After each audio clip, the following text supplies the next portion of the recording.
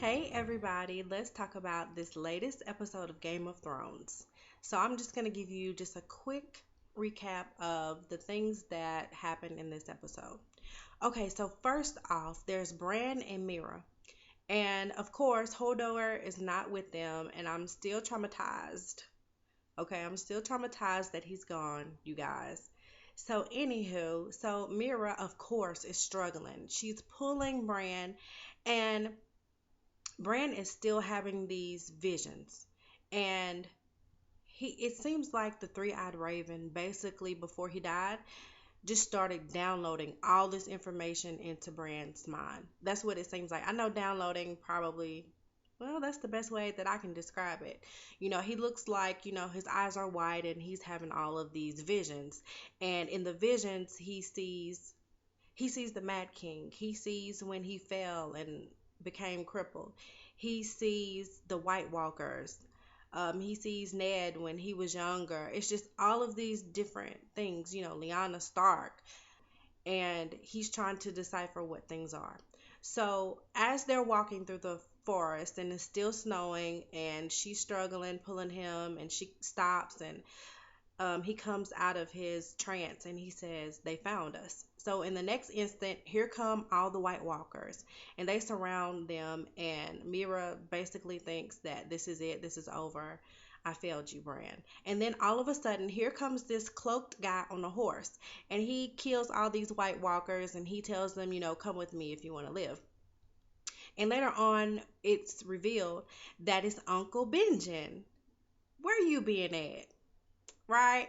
So he says that what happened with him was, he was out there in the wilderness, one of them White Walkers stabbed him in the chest with a sword of ice, and he was actually turning. But then the children of the forest found him, and they put a dragon glass spear in his chest. And it stopped him from turning into a White Walker. Because, at first, when he took that cloak off, I was like, excuse me, Uncle Benjamin, what's up with your face? Because he was very White Walker ish in the face, okay? But he didn't turn, and he tells Bran that, even though the three eyed raven is dead, he's still around.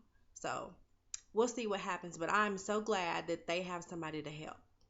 Sam and Gilly make it to Sam's homeland, and when they get there, Sam tells her that he hasn't told his family that she's a wildling. He just said, it's a girl I met, up north, and basically that's it. That's all they really know about her. So Sam's mother greets them, and she's real nice and sweet to Gilly, and the sister, she's there, and everybody's nice. And then that night, they met for dinner, and the dad is there. Now, Sam had talked about his father previously, and I knew he was going to be a butthole, okay? I just knew this off the rip. He was going to be he was going to be mean. But I wasn't ready for how mean that he actually was to Sam. Um, his mother said, baby, you want some more bread? And he's like, yeah, thanks, mom. It was already awkward anyway. So when the lady comes to bring Sam the bread, his dad just goes, you ain't already fat enough. So he just starts going in on Sam. He called him fat, of course, and he said that he still doesn't know how to wield a sword. He's still soft. He's still trying to be a little bookworm. He act like being a maester is just a disgrace to the race. You know what I mean? He's just acting really buttholy. And then he finds out that Gilly is a wildling. And then he really goes off.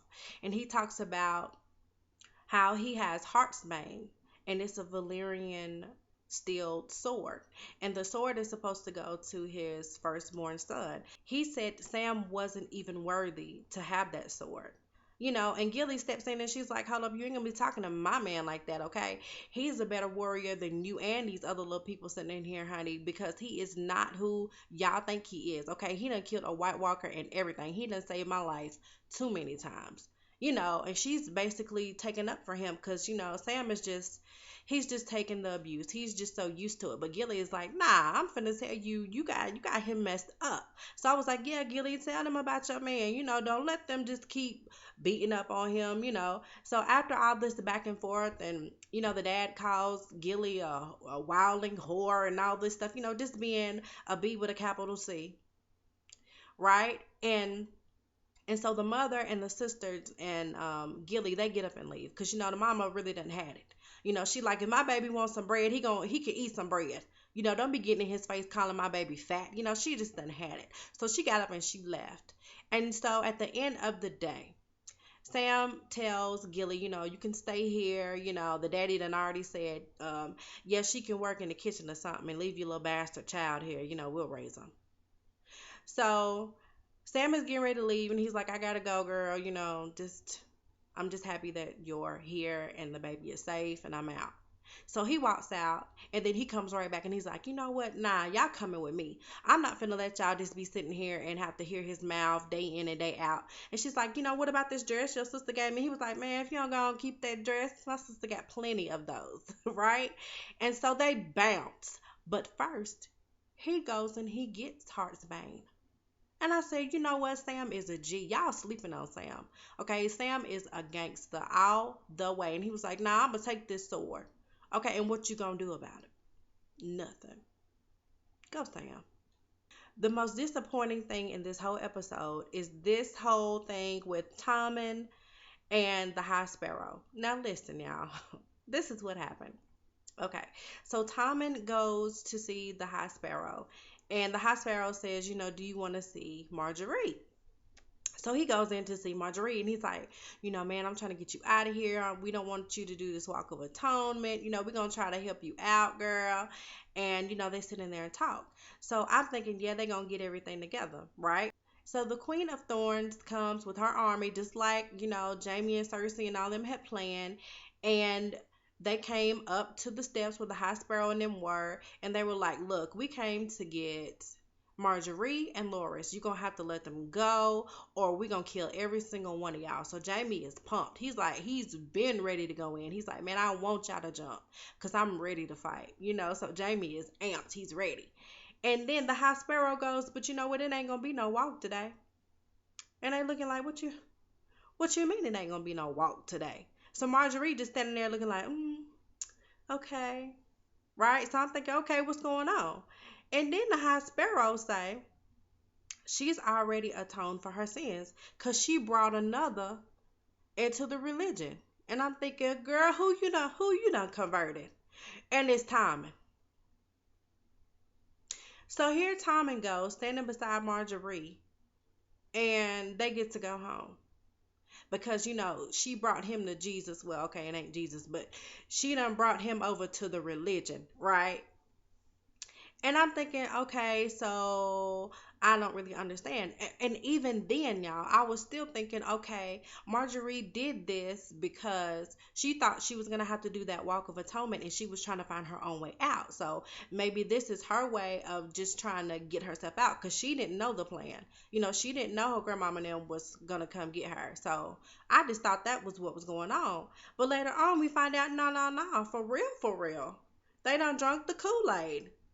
And they both are like for real trying to work with the High Sparrow. What?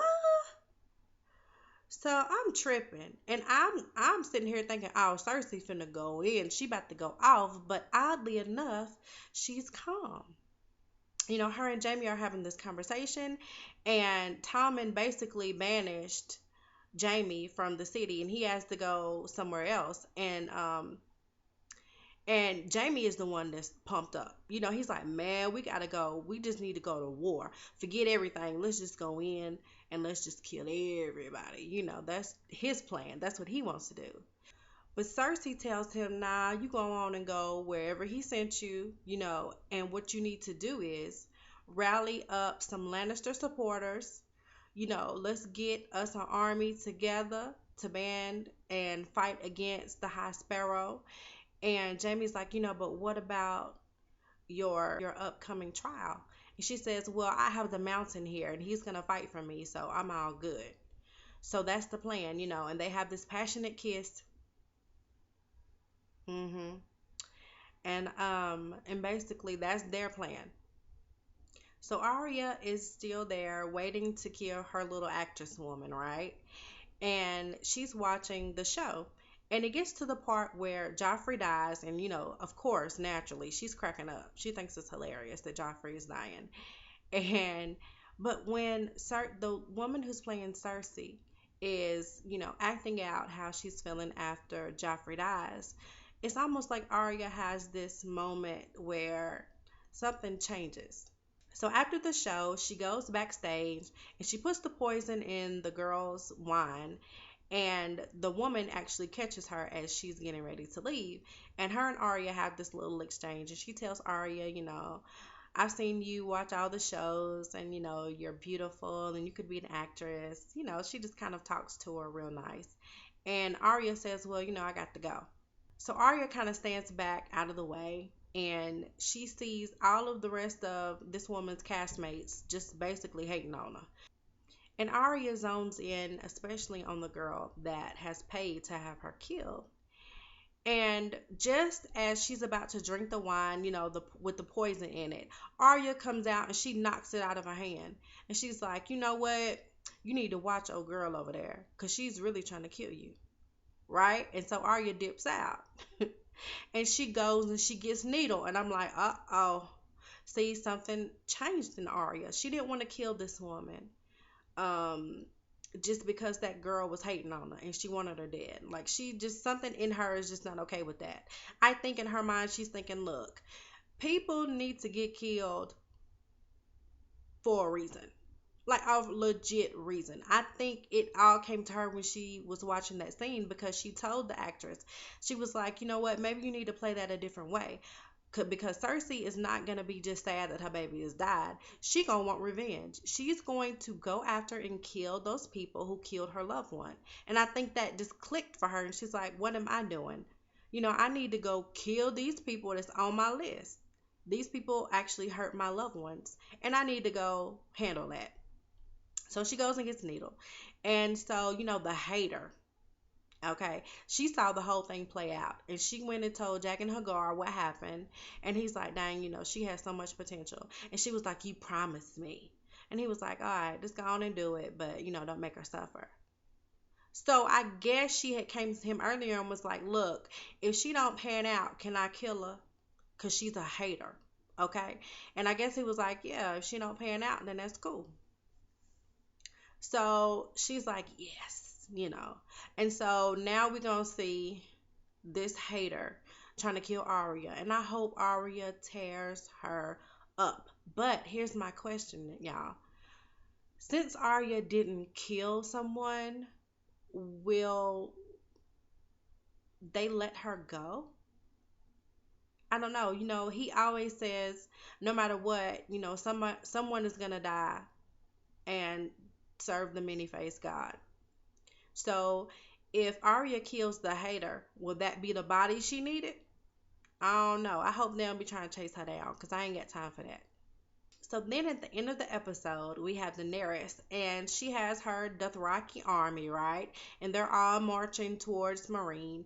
And they come to this part in the path, and she says, hold on, I'll be right back. So after she's gone for a little bit longer than Dario likes, he goes to see what's going on with her. But as he's going to see what's going on with her, this huge shadow comes over them, and when they look up, it's Drogon, Daenerys' biggest dragon.